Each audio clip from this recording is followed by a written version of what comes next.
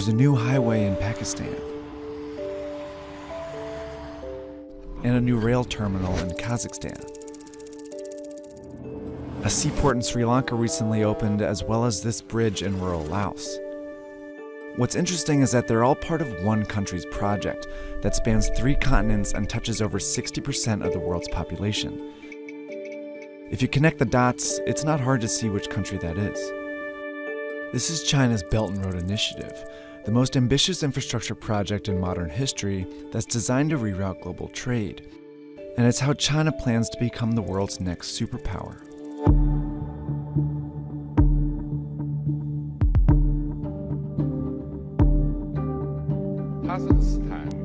Kazakhstan. It's 2013, and Chinese President Xi Jinping is giving a speech in Kazakhstan, where he mentions the ancient Silk Road, a network of trade routes that spread goods, ideas, and culture across Europe, the Middle East, and China as far back as 200 BC. He then says, "We should take an innovative approach and jointly build an economic belt along the Silk Road." A month later, Xi is in Indonesia.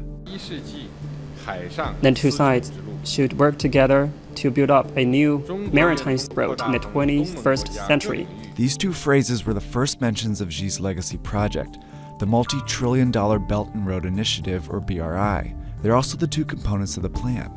There's an overland economic belt of 6 corridors that serve as new routes to get goods in and out of China, like this railroad connecting China to London, and these gas pipelines from the Caspian Sea to China, and a high-speed train network in Southeast Asia. Then there's the Maritime Silk Road, a chain of seaports stretching from the South China Sea to Africa that also directs trade to and from China. The BRI also includes oil refineries, industrial parks, power plants, mines, and fiber optic networks, all designed to make it easier for the world to trade with China. So far, over 60 countries have reportedly signed agreements for these projects. And the list is growing because China promotes it as a win-win for everyone. Take, for example, the BRI's flagship project, Pakistan. Like many countries in Central and South Asia, Pakistan has a stagnant economy and a corruption problem. It wasn't a popular place for foreign investment, that is until China came along.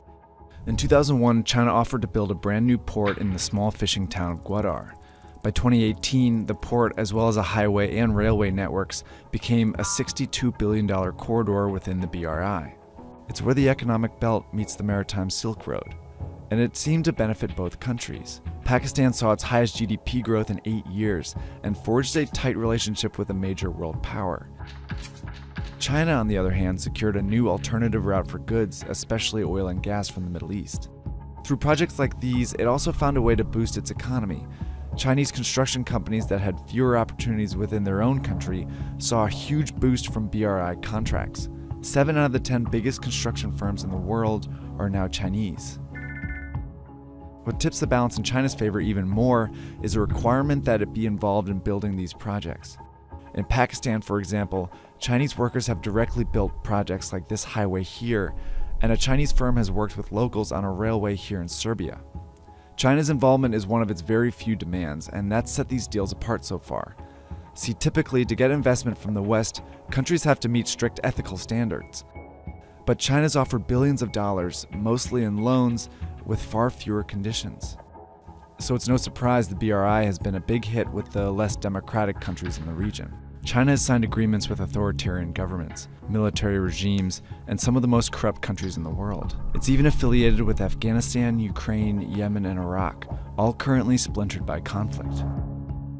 Because of China's willingness to loan money to unreliable countries, many experts have called the BRI a risky plan. Eventually, these countries will have to pay China back, but corruption and conflict make that payback unlikely.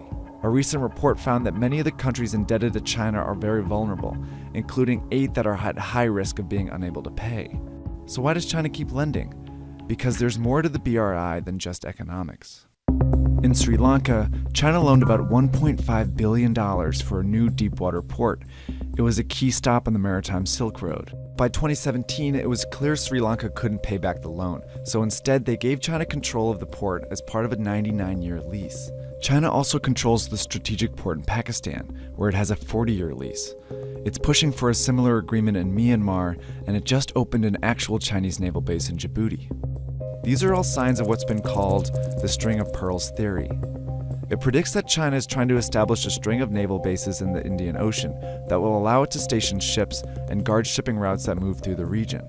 So while China's not getting its money back, it's still achieving some very important strategic goals.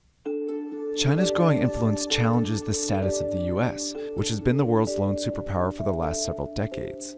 But isolation is trending in the US, meaning that they are investing less and therefore losing influence around the world. The BRI is China's way of leveraging power to become a global leader. By building relationships and taking control of global trade, China's well on its way.